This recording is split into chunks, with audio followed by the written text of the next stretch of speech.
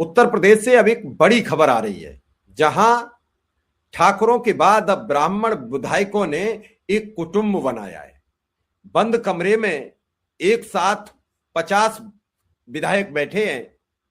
इस बैठक का नेतृत्व पूर्वांचल के 2 भाजपा नेताओं ने किया।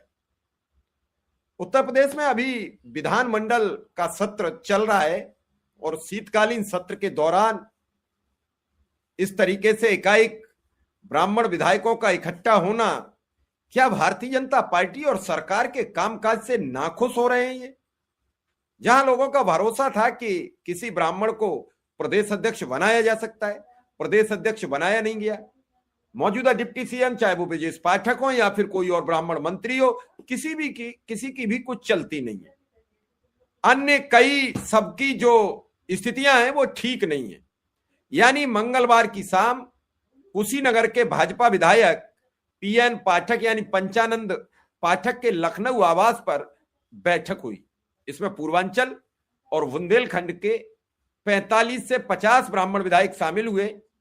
बैठक में पत्रकार से विधायक बने डॉक्टर सलभमणि त्रिपाठी भी बैठक में पहुंचे।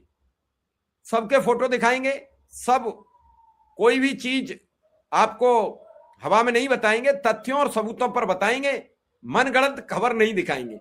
सबसे पहले ये फोटो आपके समक्ष है उन विधायकों का। ये विधायक बैठे हैं, एक बंद कमरे में बैठे हैं।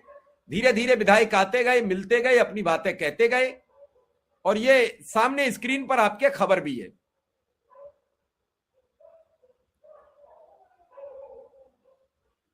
यूपी में ठाकुरों के बाद ब्राह्मण विधायकों ने कुटुंब की तैयारी की। अब ये कौन है कुटुंब वाले? बंद कमरे में 50 एमएलए एक साथ बैठे हैं। अब ये खबर सबको हैरान कर रही है। बैठक में अंकुर राज तिवारी खलीलाबाद विधायक, उमेश द्विवेदी एमएलसी, रत्नाकर मिश्रा मिर्जापुर विधायक, राकेश गोस्वामी महोबा विधायक, पीएन पाठक कुशीनगर विधायक, प्रकाश द्विवेदी बांदा विधायक, काशीनाथ शुक्ला बलरामपुर विधायक, प्रकाश द्विवेदी वो हैं जिनकी एसडीएम से विवाद हुआ। अंकुर तिवारी ने तो खुलकर कह दिया खलीलाबाद ने कि हम किसी की बात सुनने और मानने को राजी नहीं है। सलभमणि त्रिपाठी देवरिया सामने बैठे हुए हैं, विनय द्विवेदी मेहनौन विधायक बैठे हुए हैं। ये सभी विधायक अलग अलग पहुंचे और इन सबसे बातचीत हुई है। क्या हुआ है ये इस पूरी खबर में हम आपको बताएंगे। क्यों इकट्ठे हुए, क्या हुआ। सूत्रों से मिली जानकारी के मुताबिक बैठक में कहा गया कि अलग अलग जाति के खांचों में कई जातियां तो पावरफुल होती चली गई, लेकिन ब्राह्मण अब पिछड़ चुके हैं। जाति की राजनीति में ब्राह्मणों की आवाज दबती जा रही है, उन्हें अनसुना कर दिया गया है। ब्राह्मणों के मुद्दों को उठाने, जोर शोर से उठाने के लिए यह जुटान हुआ है। ब्राह्मण विधायकों ने इसे सहभोज का नाम दिया। यूपी विधानसभा में इस समय 52 ब्राह्मण विधायक हैं। इनमें से 46 भाजपा के हैं और 6 अन्य दलों के हैं। विधानमंडल के मानसून सत्र में ठाकुर समाज के विधायकों ने कुटुंब परिवार के नाम पर बैठक कर तेवर दिखाए थे। अब ब्राह्मण विधायकों की बैठक ने भाजपा और योगी सरकार की चुनौतियां बढ़ा दी हैं।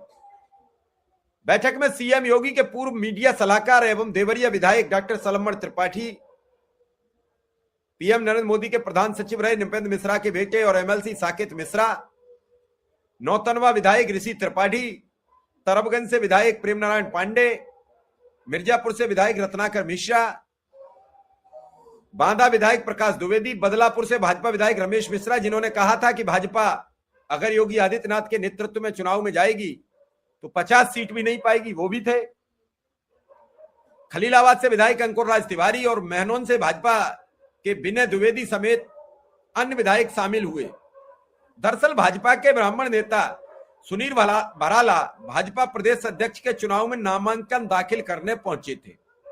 उनके पास पर्याप्त संख्या में ब्राह्मण और अन्य जातियों के प्रस्तावक भी थे। जानकारों का मानना है कि भराला ने ब्राह्मण समाज को मौका नहीं मिलने से नाराज होने के बाद ही नामांकन दाखिल करने का निर्णय किया था। पार्टी के कई ब्राह्मण नेताओं ने उन्हें समर्थन भी दिया था, लेकिन ऐन वक्त पर पार्टी नेतृत्व के दखल के कारण उनको नामांकन दाखिल नहीं करने दिया। राजनीतिक विश्लेषक मानते हैं ब्राह्मणों में भाजपा से नाराजगी और असंतोष लगातार बढ़ता जा रहा है। ब्राह्मण समाज भाजपा का परंपरागत वोट बैंक रहा है। जब यूपी में भाजपा तीसरे चौथे नंबर की पार्टी थी तब भी समाज का अधिकांश वोट भाजपा को मिलता था, लेकिन बीते कुछ वर्षों से समाज उपेक्षित महसूस कर रहा है। समाज के विधायक भी संगठन और सरकार में उनकी सुनवाई नहीं होने की शिकायतें करते रहते हैं, और इसका सबसे ज्यादा मुखर तब हुआ जब ब्राह्मणों में इटावा कथावाचक चोटी कांड के बाद गुस्सा और बढ़ा।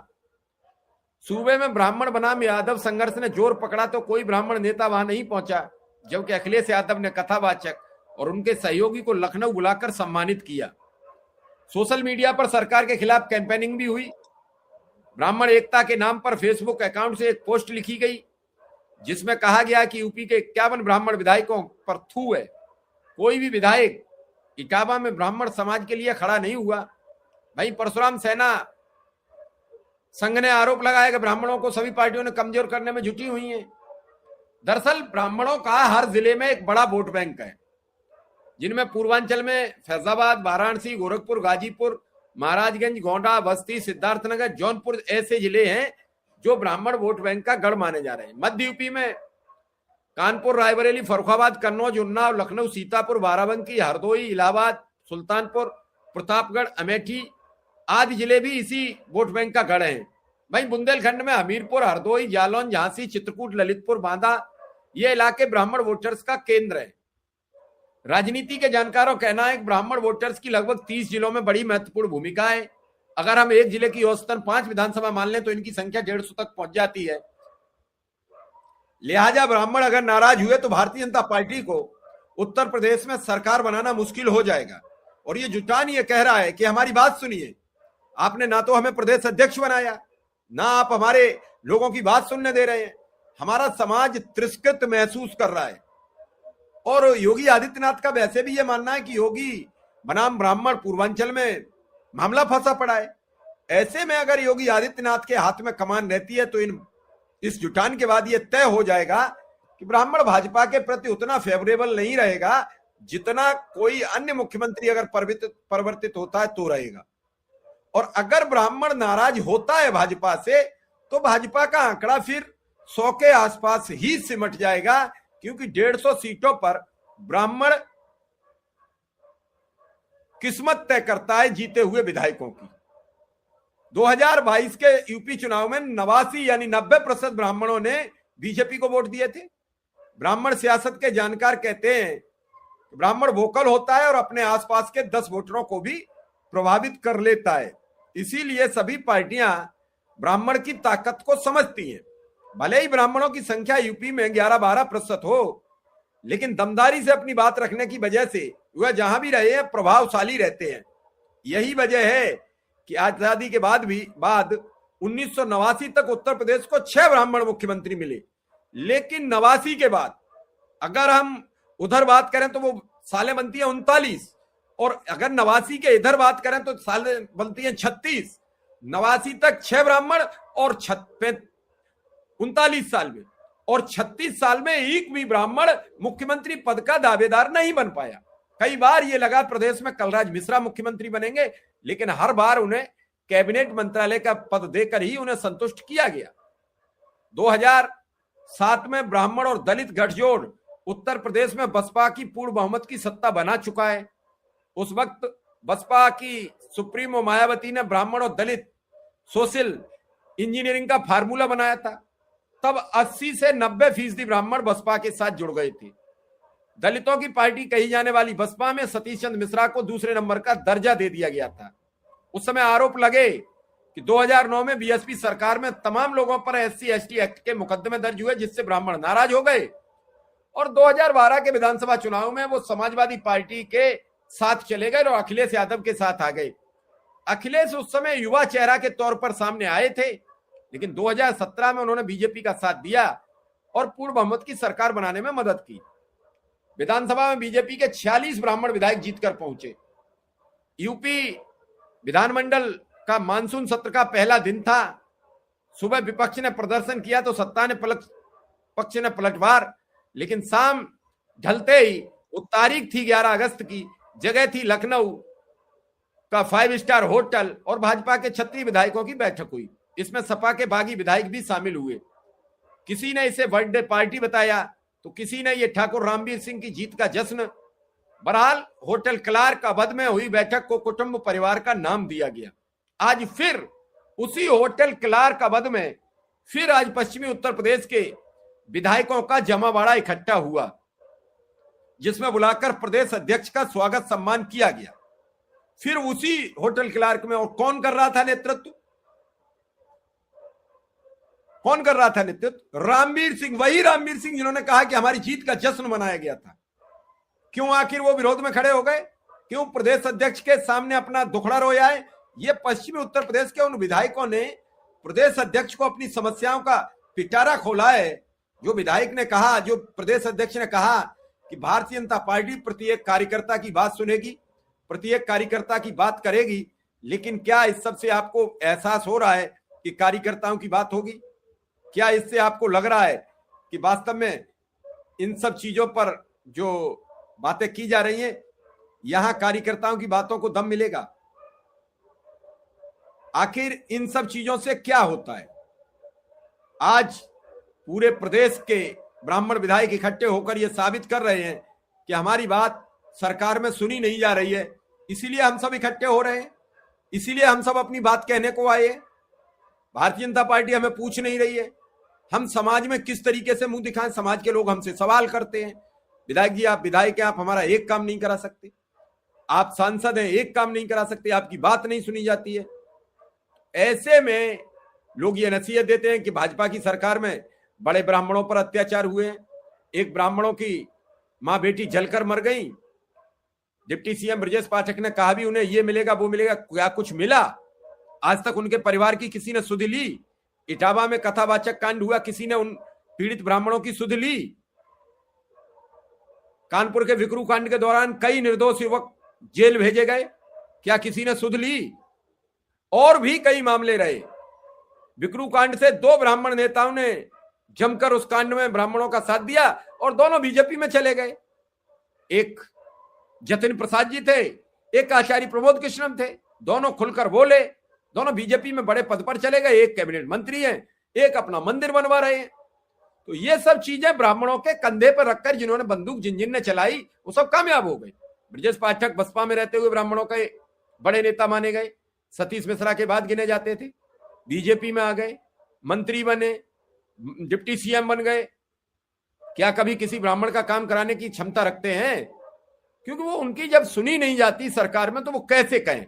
लोग तो उनके पास जाते हैं, वो ऑफ द रिकॉर्ड कह भी देते हैं कि भैया चलती नहीं है। आखिर फिर इस सब के पीछे है कौन जिम्मेदार? जिम्मेदार हैं जो लोग, उन्हें खामियाजा उठाना पड़ेगा। अगर केंद्र ने समय रहते इस समस्या का हल नहीं किया तो उत्तर प्रदेश में 2027 का चुनाव पहले की तरह नहीं होगा, 2022 की तरह नहीं होगा, 2017 की तरह नहीं होगा। पंकज के सामने जो नए प्रदेश अध्यक्ष बने हैं उनके सामने एक बड़ा समस्या का पहाड़ खड़ा हो गया है। तो लगातार अगर इन सब चीजों पर चर्चा होगी, बातचीत होगी, तो निश्चित रूप से आपको काफी कुछ बदलाव दिखेंगे। ब्राह्मणों में सरकार के प्रति नाराजगी है, ब्राह्मण अब अपना हिस्सेदारी मांग रहे हैं कि जब हम आपकी सरकार बनाने में अहम भूमिका निभाते हैं, 203 विधायक में सरकार बनती है और 25% हमें है, तो हमारी इमेज कहां, हमारी वैल्यू कहां? वैल्यू है जिन जिन जातियों के 5-5, 10-10 विधायक चुन के आते हैं, 20-20 विधायक चुन के आते हैं। 3 सांसद हैं कुर्मी समाज के, आपने कुर्मी समाज से प्रदेश अध्यक्ष दे दिया। कितने सांसद हैं क्षत्रिय समाज से, आपने मुख्यमंत्री दे दिया। ब्राह्मण समाज को ना प्रदेश अध्यक्ष मिला ना मुख्यमंत्री का पद मिला, तो ब्राह्मण समाज आपके पीछे क्यों जाए? यह सवाल ब्राह्मणों के नेता कर रहे हैं, यह सवाल ब्राह्मणों के आम वोटर कर रहा है, और यह सवाल सरकार को भारी पड़ेगा।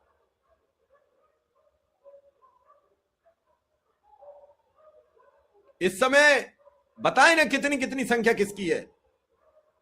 सभी से ज्यादा अगर एक जाति के विधायक निकलेंगे तो वो ब्राह्मण होंगे, फिर क्या उन्हें उसका वैल्यू मिली? ये बात पूछ रहे हैं सब आपस में इकट्ठे होकर, यही चर्चा हुई हो, यही बातचीत हुई है। तो ये जो नाराजगी है ये किस हद तक जाएगी अभी नहीं कहा जा सकता है। इस समय की ये सबसे बड़ी खबर है। अब उत्तर प्रदेश में ब्राह्मण विधायकों का जुटान हुआ है और ये बैठक लखनऊ में शुरू होकर खत्म भी हो चुकी और इस बैठक ने राजनीतिक कोहराम मचा दिया है। इस बैठक में बीजेपी समेत दूसरे पार्टियों के ब्राह्मण विधायक भी पहुंच चुके हैं। बीजेपी के कुशीनगर, जौनपुर, बांदा के ब्राह्मण विधायकों की अगुवाई में यह बैठक हो रही है। पहले ठाकुर कुटुंब का सवाल आया था, ब्राह्मण कुटुंब का सवाल आएगा और इस सवाल के बाद सरकार कैसे अपना अस्तित्व बचाएगी